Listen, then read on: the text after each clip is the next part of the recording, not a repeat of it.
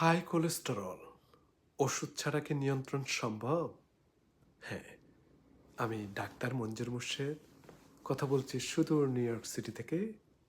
আসসালামু আলাইকুম। আজ আমরা আলোচনা করব এমন একটা বিষয় যা লক্ষ লক্ষ মানুষকে প্রভাবিত করে। সেটি কি? উচ্চ কোলেস্টেরল বা হাই কোলেস্টেরল। এবং সবচেয়ে বড় প্রশ্ন, ওষুধ ছাড়া কি একে নিয়ন্ত্রণ করা সম্ভব? অনেকে ওষুধ খেতে ভয় পান, আবার অনেকে ভাবেন খাবার বা জীবনযাত্রা বদলেই হয়তো ঠিক করা যায়। তাহলে চলুন বিজ্ঞান কি বলে দেখি। কোলেস্টেরল হলো শরীরের জন্য দরকারি এক ধরনের ফ্যাট।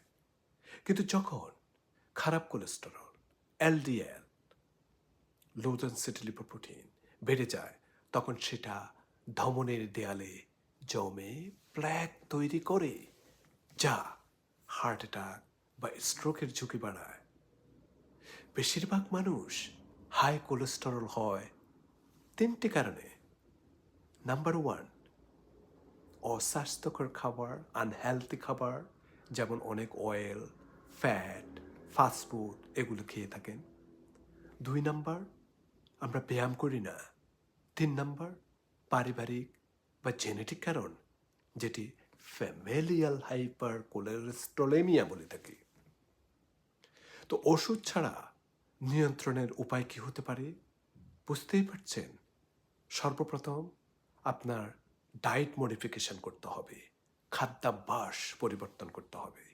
এই যেমন ট্রান্স ফ্যাট, স্যাচুরেটেড ফ্যাট, যেমন ঘি, লাল মাংস, বাটার, ফাস্টফুড, এগুলো কিন্তু কমাতে হবে। আপনাকে ফাইবার জাতীয় খাবার বেশি খেতে হবে, যেমন oats, Apple, beans, chia seed, ডাল, এগুলি। আর কি? হেলথি ফ্যাট, যেমন জলপাই তেল, অলিভ অয়েল, বাদাম, মাছ, এগুলি। গবেষণা কি বলেছে আসুন একটু দেখে নিই। আমেরিকান হার্ট অ্যাসোসিয়েশন দেখিয়েছেন নিয়মিত ফাইবার খেলে আপনার ব্যাড কোলেস্টেরল এলডিএল 5 থেকে 10% পর্যন্ত কমে যায়। পোর্টফোলিও ডায়েট গবেষণায় দেখা যায় নির্দিষ্ট প্ল্যান্ট স্টেরলস, মিন্স এই যে বিভিন্ন গাছপালার যে খাবার, গাছপালা থেকে যে খাবারগুলো আমরা পেয়ে থাকি, সেটা প্ল্যান্ট স্টেরলস, সয় প্রোটিন, নাটস, ভিসকাস ফাইবার একসাথে খেলে এলডিএল 30% পর্যন্ত কমানো সম্ভব। আর কি করা যেতে পারে? ব্যায়াম। সপ্তাহে অন্তত 150 মিনিট হাঁটা বা সাঁতার করা যেতে পারে। তারপর আপনাকে ভালো কোলেস্টেরল বাড়াতে হবে। হার্ভার্ড হেলথ স্টাডি দেখায় নিয়মিত হাঁটলে আপনার এলডিএল কমায় এবং এইচডিএল বাড়ায়। আর কি করা যেতে পারে? ওজন। ওজন কমাতে হবে। 5 থেকে 10% ওজন কমালে কোলেস্টেরল 10 to 15% পর্যন্ত কমে যায়। বিশেষ করে পেটের চর্বি, ভিসারাল ফ্যাট কমলে হার্টের ঝুঁকি অনেকটা হ্রাস পায়। আর কি হতে পারে? ধূমপান, অ্যালকোহল পরিহার করতে হবে। কারণ ধূমপান এইচডিএল, ভালো কোলেস্টেরল কমায়, প্ল্যাকের ঝুঁকি বাড়ায়। অ্যালকোহল এইচডিএল সামান্য কিছু বাড়ালেও অতিরিক্ত সেবনে ট্রাইগ্লিসারাইড বাড়িয়ে ফেলে। তারপরে স্ট্রেস এবং ঘুম নিয়ে একটু কথা না বললেই নয়। কারণ স্ট্রেসে থাকলে আপনার কর্টিসল হরমোন বেড়ে যাবে এবং সেটিও কিন্তু কোলেস্টেরল বাড়ায়। সুতরাং পর্যাপ্ত ঘুম, 7 থেকে 8 আওয়ার্স ঘুম, মেডিটেশন, আল্লাহর কাছে নামাজ পড়া, এগুলি কিন্তু স্ট্রেস কমায়। তো সব ক্ষেত্রে ওষুধ বাদ দেওয়া নিরাপদ নয়, বিশেষত যদি LDL more than or equal to 190 মিলিগ্রাম/ডেসিলিটার হয়ে থাকে, বা আগে হার্ট অ্যাটাক, স্ট্যান্ড বা স্ট্রোক হয়ে থাকে, বা ডায়াবেটিস, হাইপারটেনশন, ফ্যামিলি হিস্ট্রি থাকে, তখন স্ট্যাটিনস এই ক্ষেত্রে জীবন রক্ষাকারী ওষুধ হিসাবে প্রমাণিত।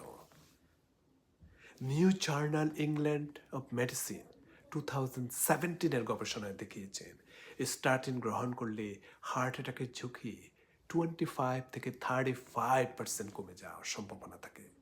তবে যাদের কোলেস্টেরল সামান্য বাড়তি তারা লাইফস্টাইল পরিবর্তনে বড় উপকার পাবেন বলে ধারণা করা হচ্ছে।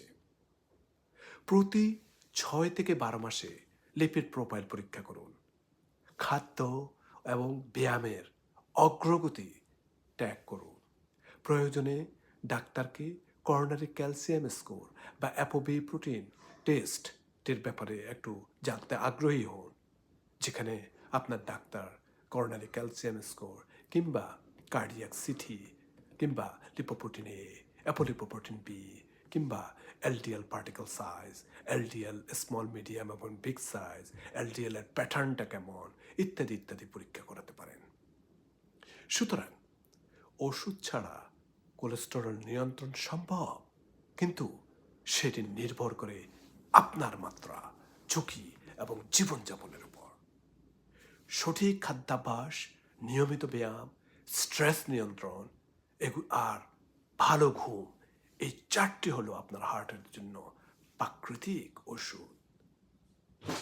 আমি ডাক্তার মঞ্জুর মোর্শেদ আবার আসবো আরেকটা ভিডিও নিয়ে। সেই পর্যন্ত আল্লাহ আমাদের সবাইকে সুস্থ হৃদয় এবং সুস্থ জীবন দান করুন। আমার জন্য দোয়া করবেন। আল্লাহ হাফেজ।